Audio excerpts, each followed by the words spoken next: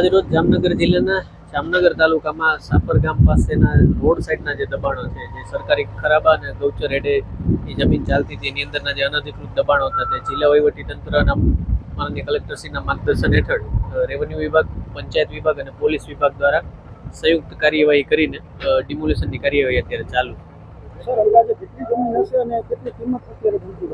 હાલ અત્યારે ટોટલ 48 સર્વે નંબરો છે જુદા જુદા, જેમાંથી 22 ખોરાબાના છે અને 26 જેટલા જે છે એ ગૌચર સદરે ચાલે છે. અને ટોટલ અંદાજે અહીંયા પોલીસ સ્ટાફ જે છે એ 50 જેટલો પોલીસ સ્ટાફ અને રેવન્યુ અને પંચાયતનો સપોર્ટિંગ સ્ટાફ, એની સાથે આ કાર્યવાહી ચાલુ. જમીનની કિંમત જંત્રી મુજબ અત્યારે ટોટલ જે આકલન થાય ત્યારબાદ ગણાય, પણ જમીનની કિંમત બહુ વધારે હશે.